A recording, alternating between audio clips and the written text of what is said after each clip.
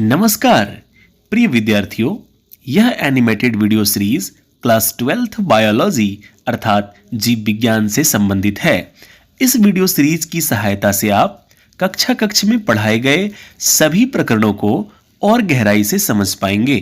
अतः मैं आप तमाम दर्शक छात्र छात्राओं से अपील करता हूं कि इस वीडियो को अंत तक अवश्य देखें और यदि यह वीडियो आपके लिए वास्तव में मददगार साबित हो तो इसे अपने सभी साथियों को शेयर भी करें। साथ ही हमारे इस YouTube चैनल को सब्सक्राइब अवश्य करें।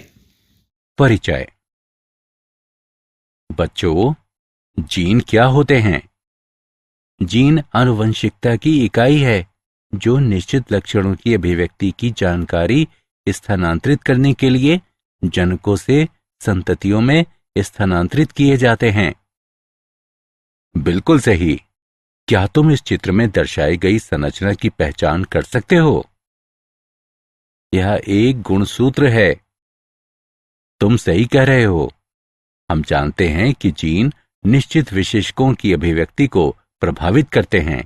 इसी तरह गुणसूत्र भी एक लक्षण की वंशागति को प्रभावित करते हैं। उद्देश्य। इस पाठ के अंत में आप निम्न करने में सक्षम हो जाएंगे। वंशागति का क्रोमोसोम सिद्धांत समझना, जीन तथा क्रोमोसोम के व्यवहार प्रतिरूप के बीच अंतर करना, सहलग्नता की घटना को समझना, पुनर्योजन की घटना को समझना, 1900 तक मेंडल के कार्य की अमान्यता के कारण। मेंडल का कार्य 1900 तक अज्ञात रहा क्योंकि संचार की कमी के कारण उनके कार्य का व्यापक रूप से प्रचार नहीं किया गया था। स्थायी एवं विविक्त इकाइयां जो विशेषकों तथा एक दूसरे से साथ मिश्रित न होने वाले अलील के जोड़ों की अभिव्यक्ति को नियंत्रित करती हैं। इनके रूप में उनकी जीन की संकल्पना प्रकृति में दिखाई देने वाली सतत विविधता की व्याख्या के रूप में स्वीकार नहीं की गई। मेंडल की गणितीय पद्धति नई तथा अस्वीकार्य थी। मेंडल जीन की उपस्थिति का कोई भी भौतिक प्रमाण नहीं दे सके। क्रोमोसोम यानी गुणसूत्र की खोज। 1900 में क्रोमोसोम की पहचान केंद्रक के भीतर रंगीन कार्य के रूप में की गई जो कोशिका विभाजन के ठीक पहले द्विगुणित और विभाजित होने में भी सक्षम थे। परिणाम स्वरूप डी व्रीज, कॉरेंस और वॉन शेरमाक ने मेंडल के कार्यों की पुनः खोज की। सन 1902 में अर्धसूत्री कोशिका विभाजन के दौरान क्रोमोसोम की गति की पहचान की गई। जीन और क्रोमोसोम। जीन युग्म के दो अलील समजात क्रोमोसोम पर समजात स्थलों पर स्थित होते हैं। क्रोमोसोम का व्यवहार जीन के व्यवहार के समानांतर चलता है। क्रोमोसोम पर उपस्थित दोनों जीन युग्मक निर्माण के दौरान इस प्रकार विसंयोजित होते हैं कि प्रत्येक जोड़े में से केवल एक ही युग्मक तक पहुंच पाता है। जीन या क्रोमोसोम के युग्म का विसंयोजन एक दूसरे से स्वतंत्र होता है। गुणसूत्रों का स्वतंत्र अपव्यूहन। अर्धसूत्रण की पश्चावस्था 1 के दौरान क्रोमोसोम के दो जोड़े एक दूसरे से स्वतंत्र रूप से पंक्तिबद्ध हो सकते हैं, जैसा कि आलेखीय निरूपण में दर्शाया गया है। वंशागति का क्रोमोसोम सिद्धांत। सटन और बोवेरी ने सन 1902 में स्वतंत्र रूप से वंशागति का क्रोमोसोमवाद या क्रोमोसोम सिद्धांत प्रस्तुत किया। सिद्धांत के अनुसार आनुवंशिक जानकारी जीन द्वारा ले जाई जाती है जो क्रोमोसोम के भाग हैं। सटन और बोवेरी के अनुसार क्रोमोसोम युग्म का जोड़ा बन जाना या अलग होना अपने में ले जाए जा रहे कारकों के युग्म के विसंयोजन का कारण बनेगा। वंशागति का क्रोमोसोम सिद्धांत का प्रयोगात्मक सत्यापन।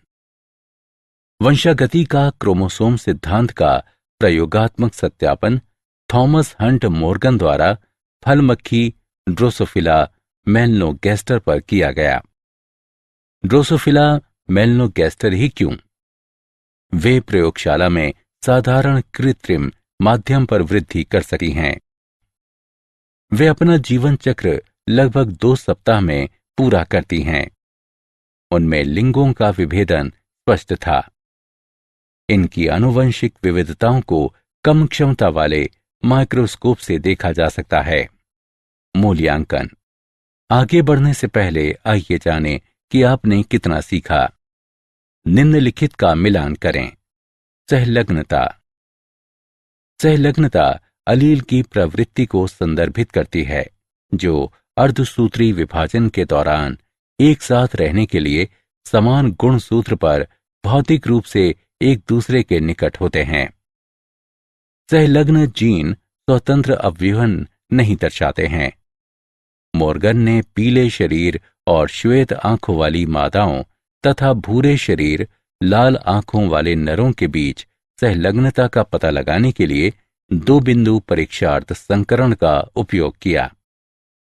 उन्होंने देखा कि 2 जीन स्वतंत्र रूप से विसंयोजित नहीं हुए और F2 फिनोटाइप अनुपात अपेक्षित अनुपात 9/3/3/1 से भिन्न था। मॉर्गन ने देखा कि ड्रोसोफिला में आंखों का रंग लिंग सहलग्न था, जैसा कि आरेख में दर्शाया गया है। विनिमय। विनिमय समजात गुणसूत्रों के बीच गुणसूत्रों का भौतिक आदान प्रदान को संदर्भित करता है। ये अर्धसूत्री विभाजन एक की पूर्वावस्था में होता है। विनिमय तथा आनुवंशिक पुनर्योजन। विनिमय के परिणाम स्वरूप समजात युग्मों के बीच आनुवंशिक जानकारी का पुनर्योजन होता है। पुनर्योजन अर्धसूत्री विभाजन के दौरान समान गुणसूत्र पर अलील के आनुवंशिक अभिव्यूहन को संदर्भित करता है। सहलग्न जीन कम पुनर्योजन आवृत्ति दर्शाते हैं क्योंकि ये जीन स्वतंत्र रूप से अपव्यूहित नहीं होते हैं। 2 सहलग्न जीन के बीच की दूरी का निर्धारण तब होता है जब वे विनिमय या आवृत्ति दर्शाएंगे। आनुवंशिक मानचित्रण। सहलग्नता मानचित्र गुणसूत्र पर उपस्थित जीनों की व्यवस्था के अनुरूप होता है।